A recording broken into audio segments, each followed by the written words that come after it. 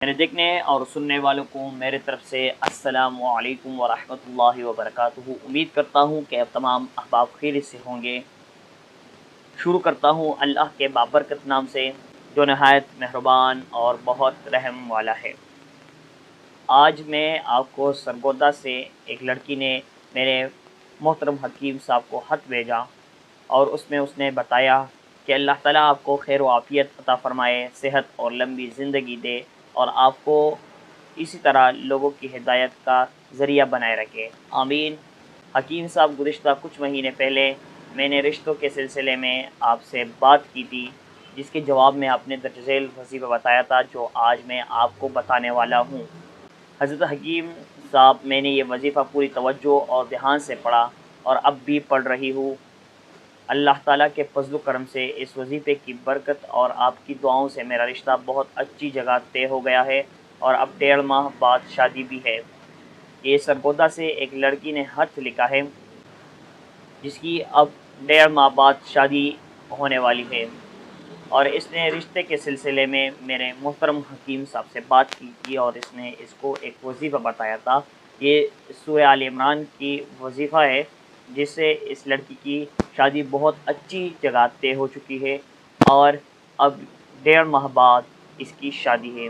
اگر آپ کی بھی شادی نہیں ہو رہی، اگر آپ کے رشتوں میں بھی رکاوٹ آ رہی ہے، آپ کے لیے اچھی جگہ نہیں مل رہی رشتوں کے لیے، تو آپ نے پوری توجہ اور دھیان سے اس وظیفے کو پڑھتے رہنا ہے۔ میں یہ نہیں کہہ رہا کہ آپ وظیفہ پڑھیں، جب آپ کا کام ہو جائے تو اس کو چھوڑ دیں، نہیں، آپ نے زندگی بھر اس کو پڑھتے رہنا ہے، ساتھ میں صبر بھی کرنی ہے، تحمل سے کام لینا ہے اور نماز کبھی نہیں چھوڑنی، کیونکہ نماز تمام برائیوں کو اور تمام پریشانیوں کو جڑ سے ختم کرتا ہے۔ تو جو میرے محترم حکیم صاحب نے وظیفہ بتایا تھا اس لڑکی کو، تو یہ وظیفہ یہ ہے: الحمدللہ ذی العز والکبیر یا وصلی اللہ علی محمد خاتم الانبیاء۔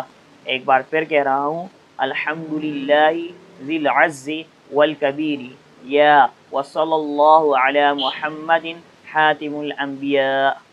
313 مرتبہ نماز فجر کے بعد اول و آخر 11 مرتبہ درود شریف پڑھنا ہے آپ نے، اور سورہ آل عمران کی پہلے 3 آیات نماز مغرب کے بعد کھلا پڑھنا ہے، اور اس کے ساتھ آپ نے نماز اور صبر و تحمل کا مظاہرہ کرنا ہے۔ میں ایک بار پھر آپ کے ساتھ یہ وظیفہ شیئر کرتا ہوں: الحمدللہ الذی ذی العز والکبیر یا وصلی اللہ علی محمد خاتم الانبیاء۔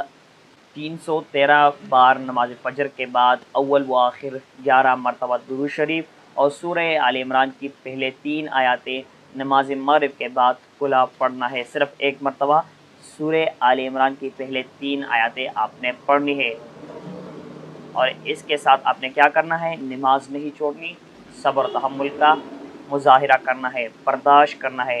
انشاءاللہ آپ کے رشتے میں جو بھی رکاوٹ آئے گی اللہ تعالیٰ اس کو دور فرمائے گا۔ اپنے اور اپنے چینل کا ضرور خیال رکھیے گا۔ اگلی ویڈیو تک اللہ نگہبان۔